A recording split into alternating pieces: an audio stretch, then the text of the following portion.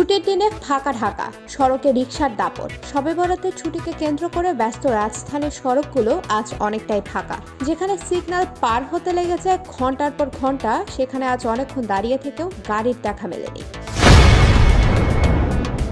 14 ফেব্রুয়ারি metro রেলের 4 লাখ যাত্রী পরিবহনের রেকর্ড। ঢাকার জনপ্রিয় গণবহন মেট্রো রেল একদিনে 4 লক্ষাধিক যাত্রী পরিবহনের রেকর্ড করেছে বলে জানিয়েছে Dhaka mass transit company limited. শনিবার মেট্রো রেলের ভেরিফাইড ফেসবুক পেজে এক পোস্টে এ তথ্য জানানো হয়।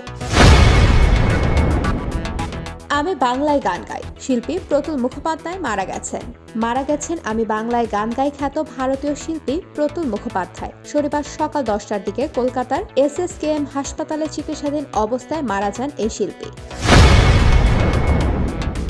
এবার ময়মনসিংহে আজহারি, ফুলেল শুভেচ্ছায় বরণ। ময়মনসিংহ নগরের ঐতিহাসিক সার্কিট হাউস মাঠে পৌঁছেছেন বিশ্বনন্দিত ইসলামী স্কলার ডক্টর মিজানুর রহমান আজহারি। এ সময় 2 হাত উঁচিয়ে উপস্থিত লাখ লাখ জনতাকে শুভেচ্ছা জানান তিনি।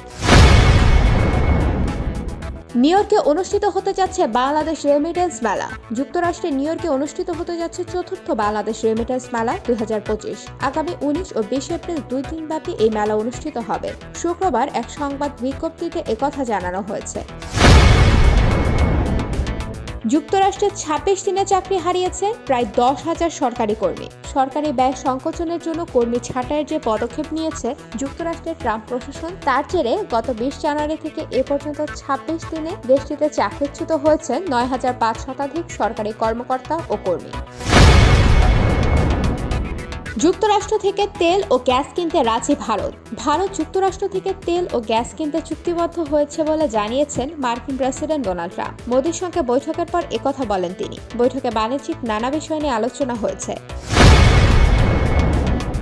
369 ফিলিস্তিনি কারাবন্দীকে মুক্তি দিচ্ছে ইসরায়েল। যুদ্ধবিরতি চুক্তির অংশ হিসেবে শনিবার আরও 369 জন কারাবন্দীকে মুক্তি দিচ্ছে ইসরায়েলের সরকার। বিনিময়ে 3 ইসরায়েলের জিম্মিকে মুক্তি দিচ্ছে গাজা উপত্যকা নিয়ন্ত্রণকারী সশস্ত্র রাজনৈতিক গোষ্ঠী হামাস।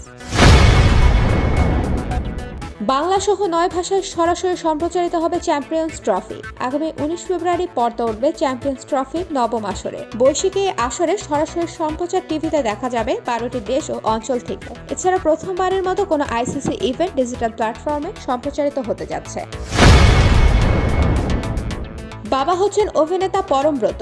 বাবা হতে চলেছেন ওপার বাংলার অভিনেতা পরমব্রত চ্যাটার্জি। সম্প্রতি সামাজিক মাধ্যমে সুখবরটি জানিয়েছেন তার স্ত্রী পিয়া চক্রবর্তী। জানা গেল চলতি বছরেই এই তারকা দম্পতির ঘরে আসবে নতুন সদস্য।